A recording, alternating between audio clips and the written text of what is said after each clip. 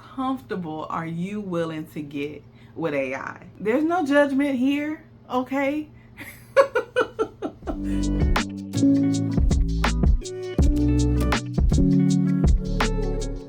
Hey y'all, welcome back. It is that time for my July reviews. Before I jump in, a lot has happened in the last 2 weeks, which includes my baby sister giving birth to her third. My nieces now have a little brother. Mom is doing well. Baby is still in the hospital but doing well. So I appreciate all of the congrats and kind words, from my post, and for those of you that, know me.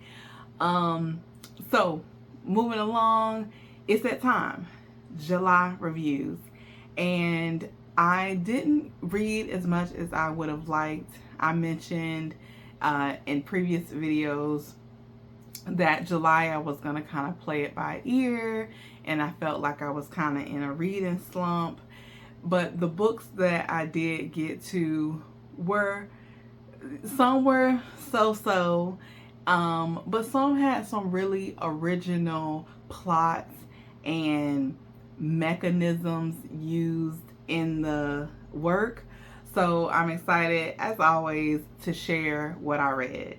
So my first read of July was Deep End by Ali Hazelwood, and this is the first read of hers that I've read.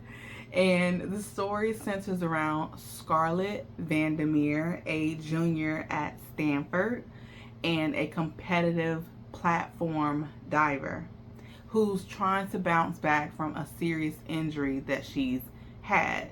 She's going through a lot emotionally and mentally regarding her diving, while also trying to prepare for med school. Scarlett unexpectedly finds herself involved in some drama and some tension when one of her teammates, Penelope, shares some very intimate, some woes that she is having with her boyfriend, the school's golden boy, Lucas Blomkvist. Scarlett becomes a trusted confidant of Penelope's, and this leads her to become quite involved in what Penelope and Lucas have going on. So with this being a college sports romance, the author does a pretty good job in showing how messy, how angsty, how drama-filled young relationships can be, especially in college where there is plenty to look at. You know what I'm saying? And she also doesn't skimp out on showing how being an athlete can affect various parts of your life. Definitely throughout the book, you will see the main characters, in their element, or training, or dealing with the physical consequences of being a diver. Now that is where my positive feedback ends. So from the start, I had a hard time buying into the main relationships in the book. So for example, Scarlett and Penelope's friendship. It kind of happens out of nowhere. I really didn't understand what they had in common outside of swimming or diving. They clicked really fast, and it just kind of didn't, like, I see where the author was trying to go or do, but it just didn't make any sense to me how quickly, why so quickly Penelope shared the details of her relationship with Scarlett. And then the other main relationship I had a problem with was between Scarlett and Lucas. This book is long, okay? And for how thick it is, Scarlett and Lucas are barely on page together. Most of the time, they're training, studying, or off doing their own thing. So when they did get together, it didn't lead me to believe the romance that came about. To be honest with y'all, as always, and without giving too much away, I really feel like they were teenagers playing grown up. Oh, and there was this thing that the author would have many of the characters do in their dialogue, or when they would be thinking about Lucas, or referring to Lucas. So Lucas is Swedish, right? And as a reader, you will be reminded constantly that Lucas is Swedish and that he's tall and he has these otherworldly blue eyes. There is so much hype about Lucas. And despite this, as a reader, I felt like I never actually got to know him or understand him outside of his swimming accolades. I thought the ending was pretty okay given the amount of stress and drama that the characters went through.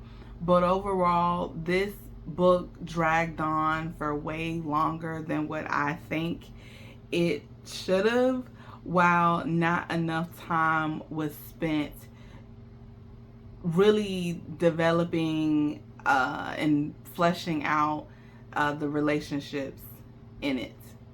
I next dove into a novella I was super eager to get my hands on, and it was Entity by Meg Smitherman.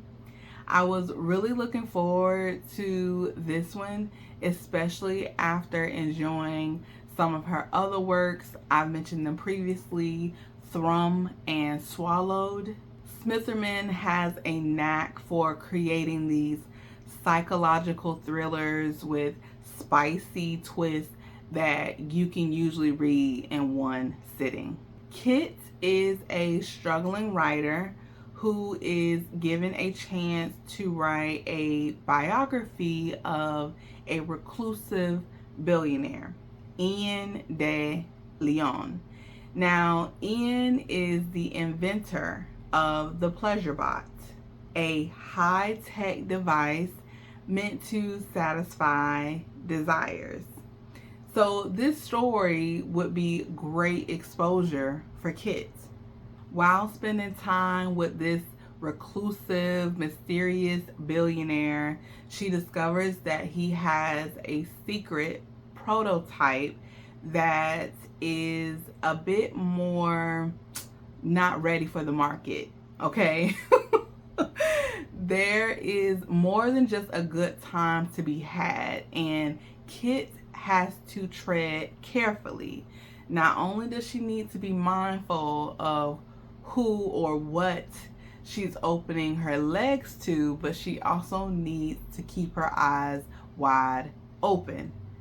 I'll admit I was hooked right away. The premise, as always, with at least the novellas I've read of Smitherman's, are intriguing. I couldn't wait to see how the tension between Kit and Ian and his creations would unfold. Now, of course, I dislike when this happens, when I start a book and it's going great, it's going well, right? It's giving me all that I'm looking for, and then it becomes disjointed or the pace starts not pacing, you know?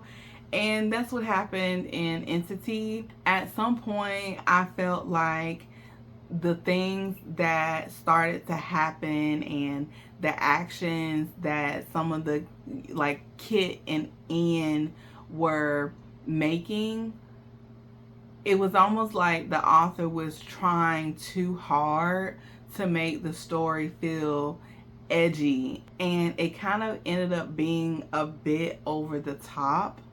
Smitherman can really create a mood. She can really create an environment that is eerie and seductive.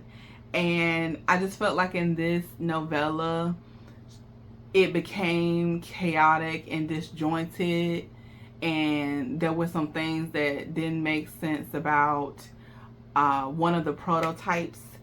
So, unfortunately, I finished this feeling unsatisfied. Okay, the main character, she ended up satisfied.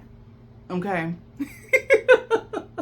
But I didn't, unfortunately. But, I'm going to still keep my eye out for future novellas from Miss Meg. So my algorithm was like, oh, okay, so you read this one. So that means that you might like another AI related read. And it was Annie Bot. I mentioned this in my previous upload.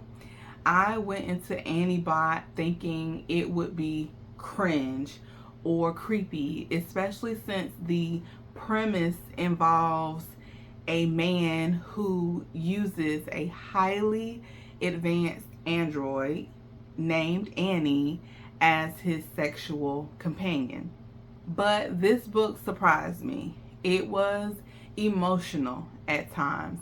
It was uncomfortable.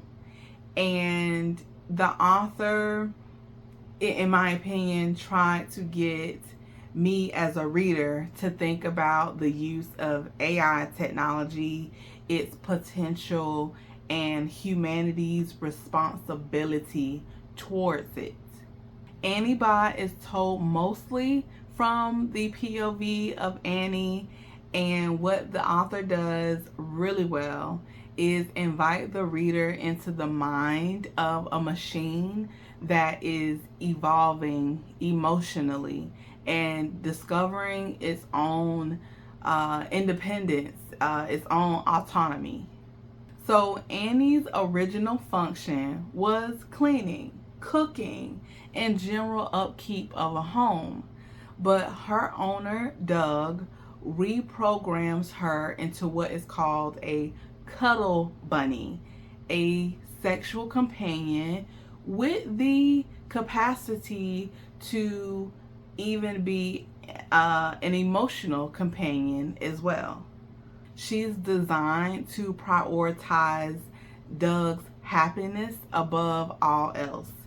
And the book really tracks or shows you how she's constantly adjusting her behavior, her tone, her temperature, her body language to serve that goal of keeping Doug happy.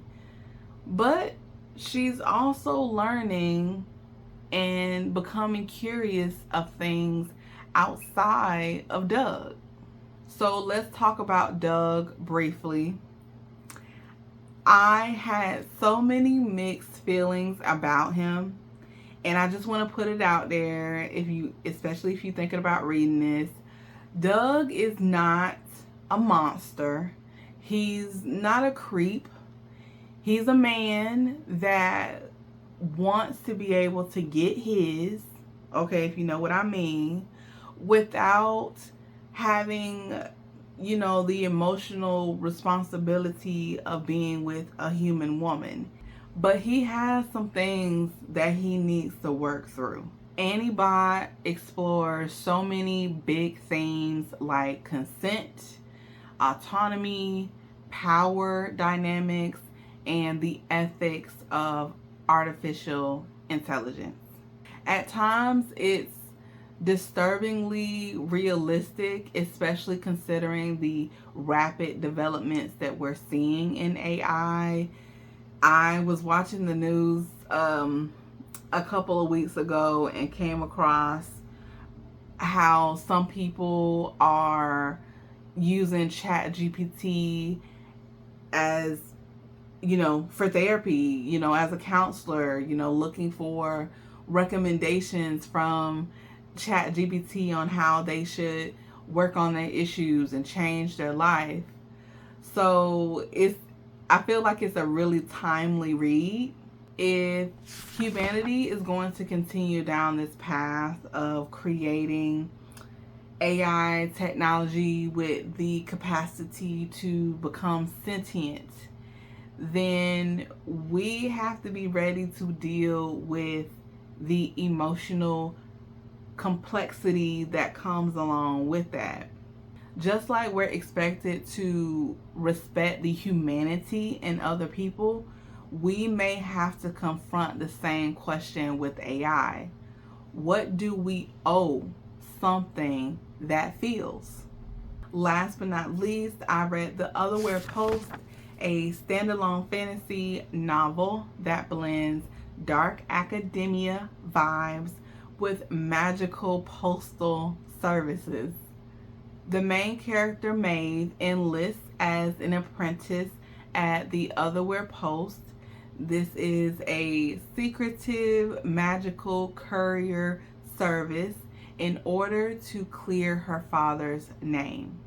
The Couriers use a arcane magic called scriptomancy, which involves enchanting letters so they are able to travel through spaces and deliver these messages. Maeve goes through a lot in this story. Her arc is heavy and she does whatever she has to get down to the bottom of things in this read. And she really could not catch a break. She's persistent and vulnerable. I say that so weird at times, and that definitely kept me interested. I also appreciated the connection that she had with her love interest. He had his own trauma to work through, and I liked how they found some healing in each other. Overall, The Otherwhere Post was a solid read. It wasn't quite the page turner that I thought it was going to be. Like when I put it down, it wasn't one of the reads I was super eager to pick back up. But I will say that the mechanics in the story, the magic was really original. And again, you know, I haven't read a book about magical postal workers. Well, those are my reads of July. If you can't tell, Annie Bot was definitely my favorite of the month. I would recommend that to anyone who's into speculative fiction and you don't mind the physical interactions in the book. As always, let me know down below how your reading went, your favorite read of the month, your least favorite read of the month. And I'm also interested because, you know, I talked a lot about AI in this video. How comfortable are you willing to get with AI, right? Do you use it now? Does it help you write your emails? Or in the future, would you buy an AI android to help you clean your kitchen, walk your dog, sleep in your bed? There's no judgment here, okay? Let me know down below. Until next time, y'all, stay safe, be blessed, and remain unapologetically you.